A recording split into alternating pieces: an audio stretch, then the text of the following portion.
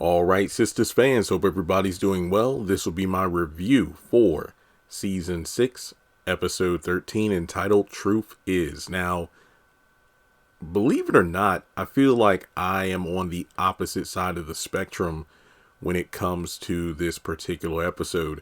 Like I mentioned on Twitter and during my live stream Wednesday night, I was pretty tired and I decided to take a bit of a nap around 7:30, something along those lines. And I woke up at 9:08 and I said, YouTube TV, I could, skip through commercials and catch up on the episode and live tweet. But I figured, you know what? Nah, let me, brush my teeth, throw some water on my face so I can wake up, give me a bite to eat. And towards 10 o'clock, I could just, watch the episode at double speed and be done in less than 30 minutes so I could still live stream in a reasonable time. And I tweeted, hey guys, sorry I went to sleep, but how was the episode? No spoilers, but was it good? And a majority of the people felt like this episode was a snooze fest. It was trash. It was basically anything but good. And within the first 10 minutes, I had to tweet. I'm like, hey guys, maybe I haven't gotten to the rough parts yet, but I'm actually enjoying this episode. And by the time I finished, I was quite satisfied. Now, was it perfect? No.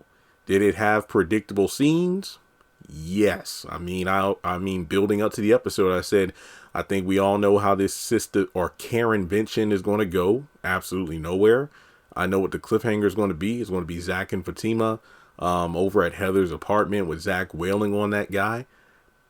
Pretty much we knew what it was going to be before going in. So all that, to say, I enjoyed the episode because it felt like we potentially closed the book on several characters. Like maybe Bio is gone for good. Maybe, remember, I'm saying maybe Bio's gone for good. Maybe Aaron has sang his final swan song. Q and that entire storyline is gone. And it just feels like this episode, next week is called something new, but it feels like this episode should be entitled Out with the Old and In with the New. We potentially have the exit of a group of characters. We have the introduction of a few new characters. And look, we're still in like the middle of the season. This is only episode 13 of 22. So, hey, I've said it many times. I'm going to keep saying it. Season 6B is going to be where we notice a shift. Because remember, Tyler's handing the reins over to new writers in season 7. We're going to have some new characters. Unfortunately, some old characters won't be joining in the party. And we're going to have some new storylines. So for me personally, I enjoyed this episode. Just like the Oval, I'm going to give it an 8 out of 10. Now, there were about 3 different things that I felt were semi-disappointing in this episode, though.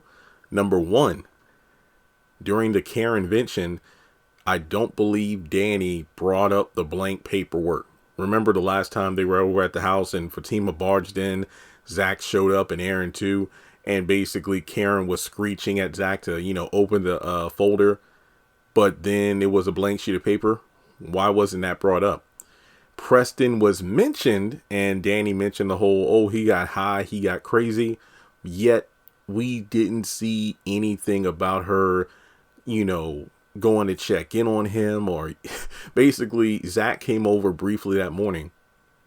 Then he had to leave. We know that apparently Preston was going to change clothes and Danny was going to make him some coffee and that was it. You sure it's a good idea to leave him unsupervised all day while you were at work? We could have just used a 15 or 20-second scene of Danny calling Preston just to check on him. That's basically all we needed. But no, she's going over to Andy's with her whole bag to take a shower and change for that date. So her and Sabrina can watch Andy and make sure she's okay. So I felt like Preston, while mentioned, definitely should have gotten a checkup call, because while Preston is doing Lord knows what at that apartment, you got Danny out here talking with Tony. So the third thing is, and this really isn't at the fault of the episode, but Tyler really should have used this episode to do a big bruh crossover, because we have Rich, who is one of Jordan's friends. He's portrayed by Monty Washington, who plays Bill and Bruh. Tell me this wouldn't have been a perfect episode to have the bruh characters interact with the sisters characters. Like Rich could have just been Bill. Maybe he got a divorce from Regina. So, he's being flirty with Sabrina.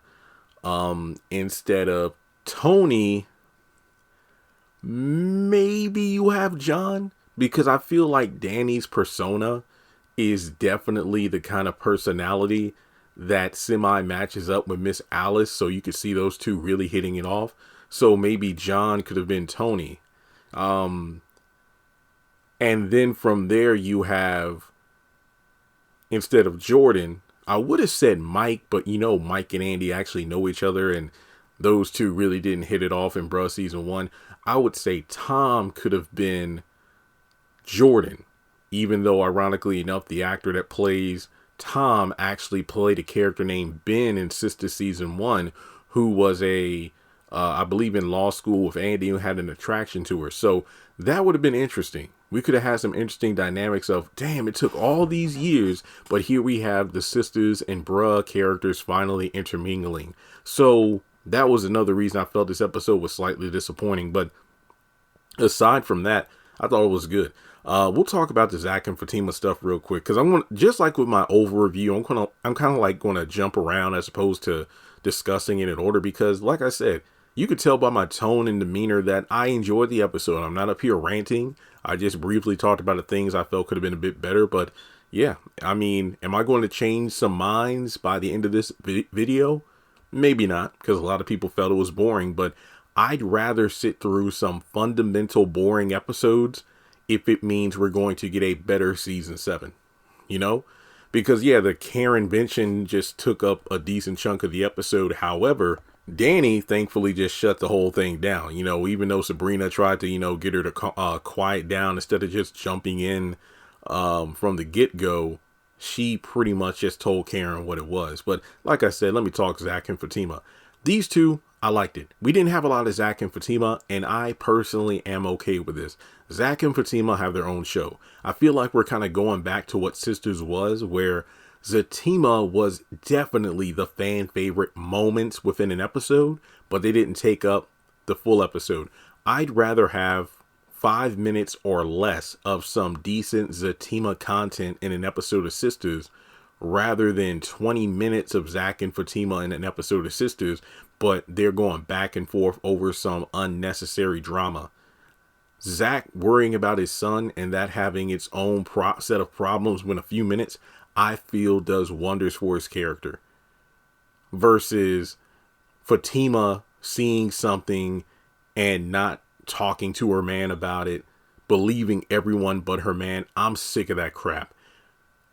This takes me back to Sister season 3 and a little bit of 4, where fans look forward to Zach and Fatima appearing on screen. So I'm okay with this. They even had a, cute little banter where Fatima brought up the Hayden stuff and with Tamara, and then, Zach's like, no, man up. All the stuff he's done to us, forget him. As long as he's not messing around with us, and he's talking with that girl, even if they're married, so be it.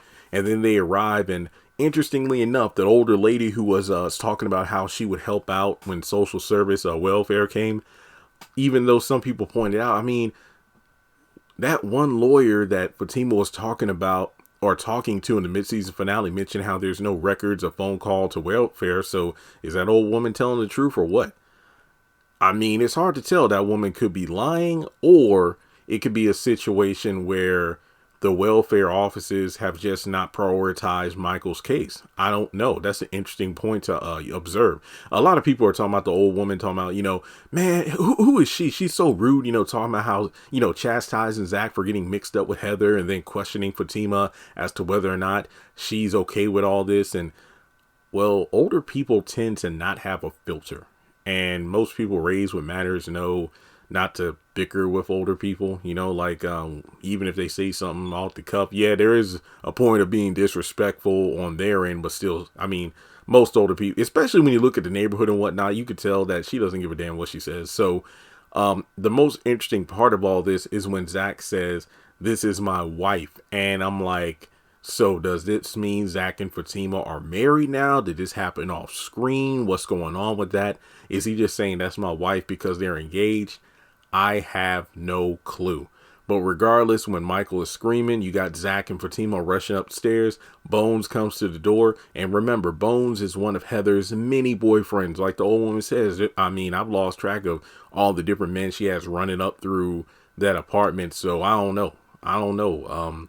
And who knows, maybe one or all these boyfriends just, hit on this little boy.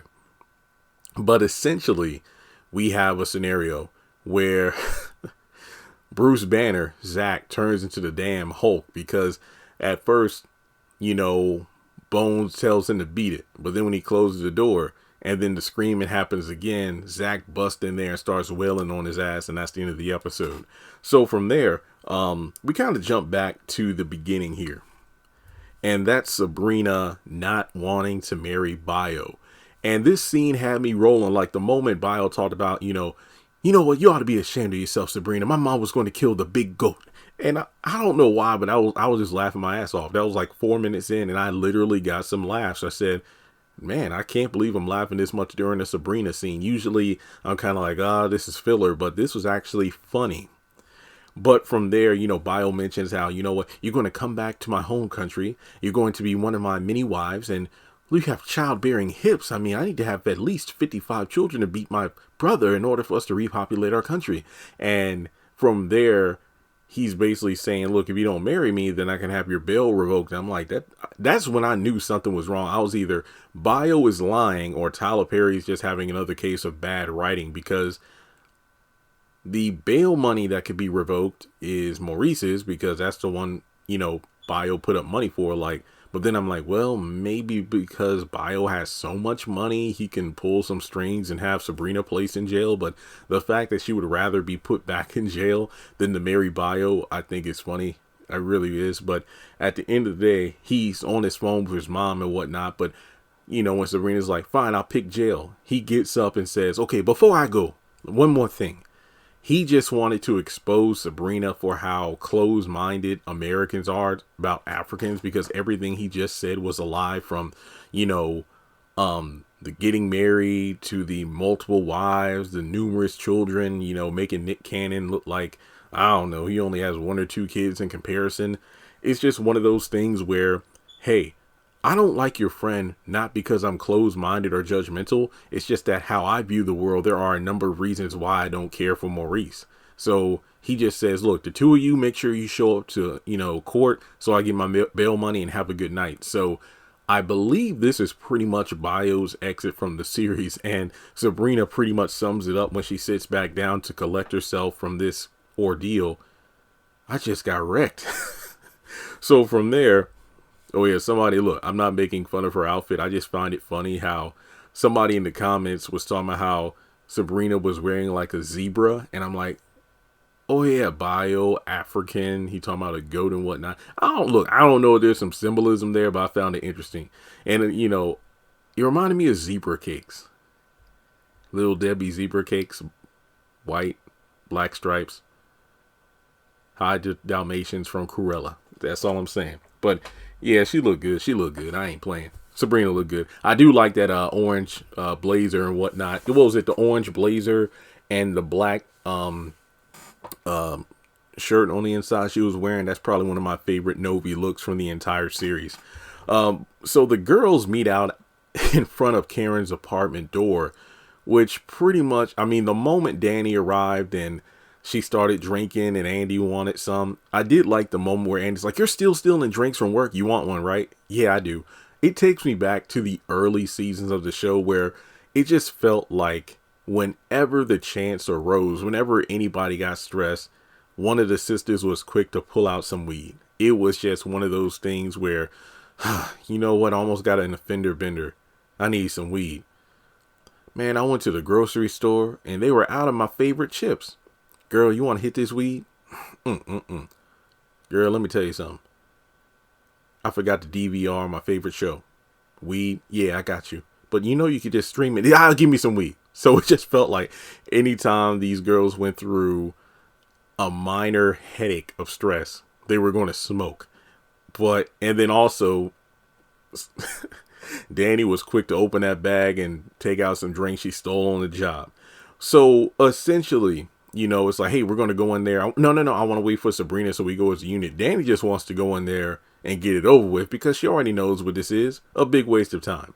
So Sabrina shows up, and then Andy starts spilling the tea about the whole Karen showed up to work starting the scene, and then she talking about the DNA results and how she's going to take Zach for everything. Then Aaron showed up and said this and that about the test. And I'm like, you're saying this right outside of her door. You're not even going to see if this was outside in front of the apartment, that would have been different. But you're right in front of her door talking all, semi loud. I'm like, you don't expect Karen to hear. And then guess what? She opened that door and then they came in. So basically, folks, I'm not going to spend too much time on this because earlier in the video I told you, while some of the girls, well, basically Andy and Sabrina wanted to tiptoe around it, Danny's like, look, I got shit to do. Karen, why are you tripping about this, baby? It's like, are you sure Zach is the baby daddy? And here she go, well, you saw how he came at me at the salon. That's because he thought you were dead. Zach loves you, but clearly that love is no longer the same kind of love from before. He's in love with someone else. He just thought you were dead. So, well, why did he offer this money, unless he knew it was his baby? Well, just because the paperwork for the child support is, was about to be in place, I'm pretty sure it'll be null and void if the DNA test results show he's not the father. And aside from that, she does bring up her irrational behavior, because she talked to the doctor about it, but she's going in for another checkup the next day in the show. As to whether or not we as an audience get to see the checkup is, yet to be determined. But let's be honest here. The checkup's probably just going to be nothing where, I don't know, the doctor's just going to say, don't stress, don't, think about this, don't, get too over emotional. But as we've seen for quite a while, Karen is the one causing her own problems, even if Aaron does, and not to jump too far ahead, but even if Aaron does, decide to abide by Karen's wishes and finally leave her alone, she's going to cause her own stress by just still trying to go after Zach. But more to the point of the conversation, yeah, Danny just breaks it down about, Zach and where he's at in life. Also, Andy does bring up the possibility of, were you sleeping with anyone else? And then Karen's all, who do you think I am? Like, what kind of person do you think I am, Andy? And then Andy just instantly backs off, and then that's it. And it's kind of like I'm offended. And I'm just thinking, I mean, not to shame you or anything, but to be honest, you have two men who don't know who the father of the child is. So, and that's because you slept with, or you had sex with both men within such a short time frame that it could be heads or tails. So to act all quote unquote offended when someone asks if there is potentially another man in the mix, that doesn't make sense to me. It just doesn't make sense. So from there, the conversation shifts gears to Andy being on a dating app.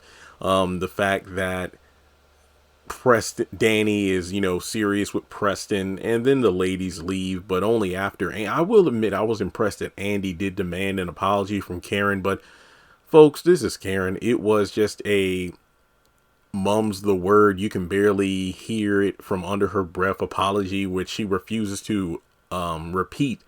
And then Danny wants an apology too, but essentially she just tells the bitches to leave her apartment. So yeah, that's who Karen is.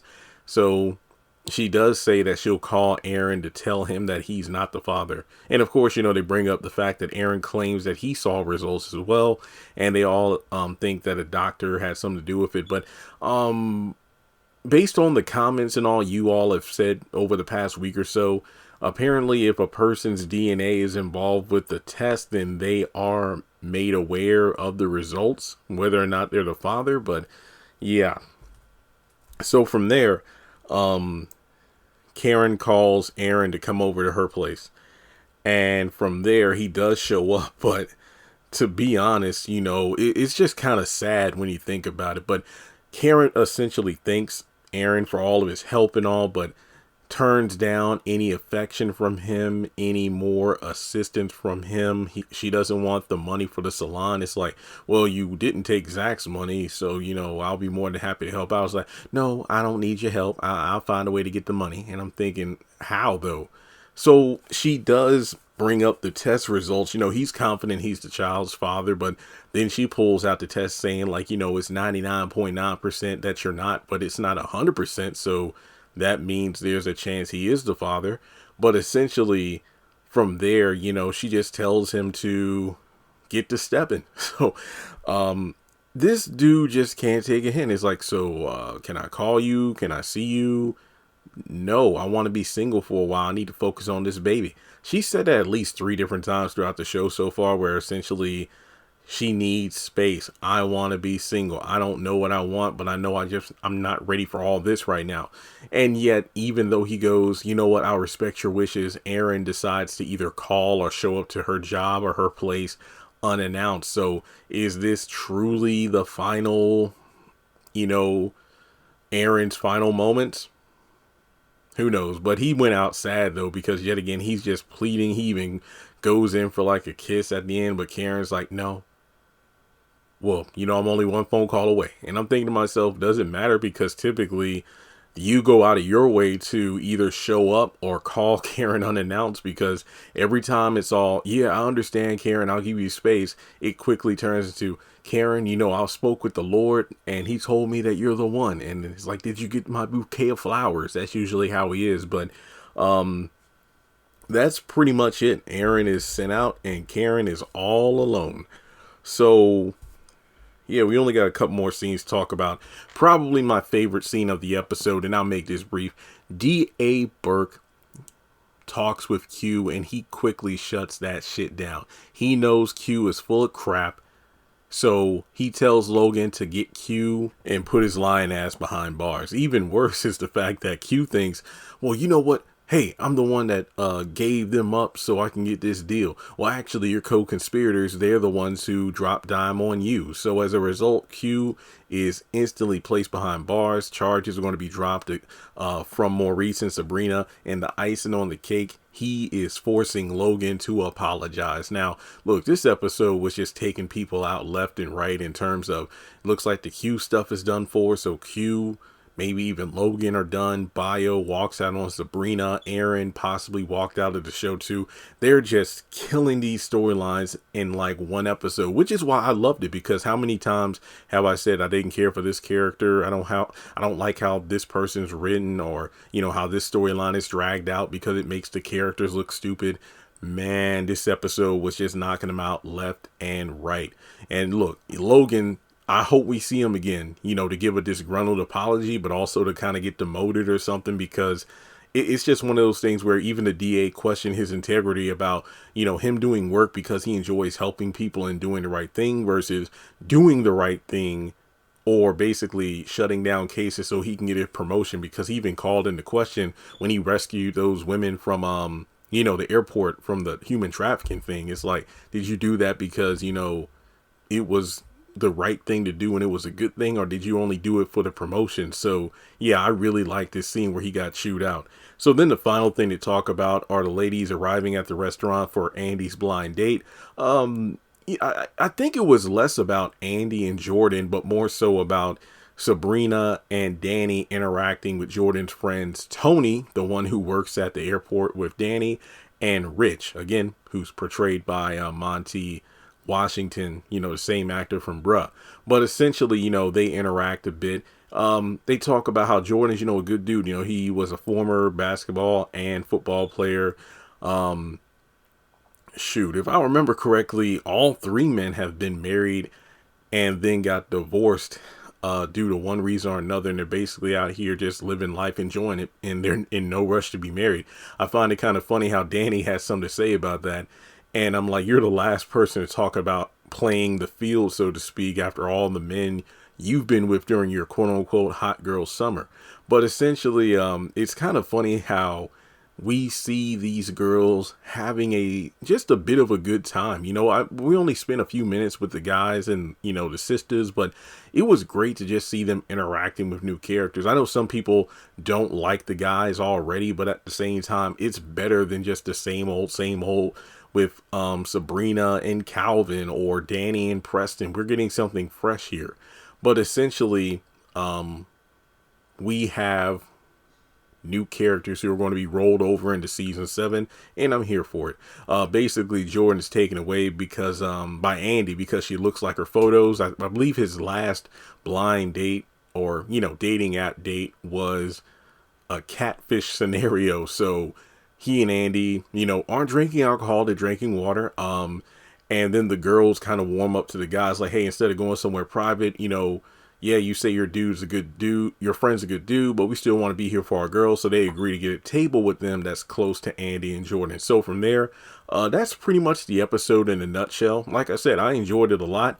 You let me know if you change your thought process on the episode by making it to the end of this video. And like and subscribe, and I'll catch you all in the next one.